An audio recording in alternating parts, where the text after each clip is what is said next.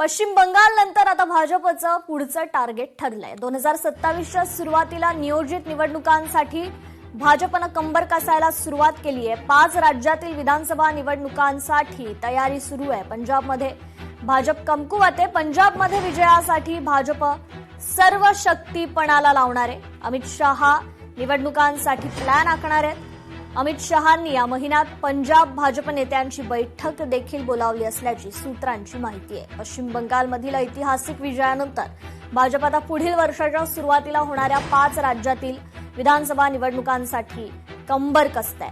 यापैकी उत्तर प्रदेश, उत्तराखंड, गोवा आणि मणिपूर या 4 राज्यांमध्ये पुन्हा सत्तेत परतण्याचा पक्षाला विश्वास आहे। तर पंजाबमध्ये सत्तेत येण्यासाठी आपली सर्व शक्ती पणाला लावण्याचा निर्णय भाजपने घेतलाय। केंद्रीय गृहमंत्री अमित शहा स्वतः या प्रचाराचं नेतृत्व करतायत। सूत्रांनुसार अमित शहा यांनी या महिन्यात पंजाब भाजप नेत्यांची बैठक देखील बोलावली आहे। त्यांच्याकडून आढावा घेतल्यानंतर राज्यातील अंमली पदार्थांविरोधी मोहीम निश्चित केली जाईल। शहा स्वतः या मोहिमेचा शुभारंभ करतील।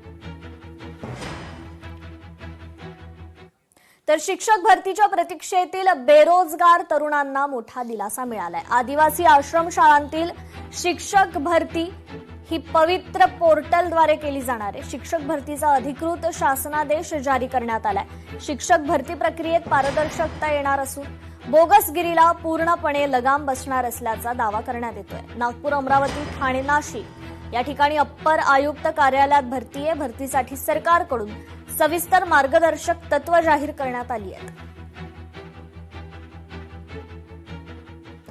कोकण, मध्य महाराष्ट्रात मान्सूननं आगेकूच केली आहे। मान्सून रत्नागिरी आणि सोलापूर पर्यंत दाखल झालाय। अगदी काही 2 ते 3 दिवसात आणखी काही भागात मान्सून दाखल होईल। मान्सून दाखल होण्यास आता पोषक स्थिती आहे अशी माहिती हवामान विभागाने दिली आहे।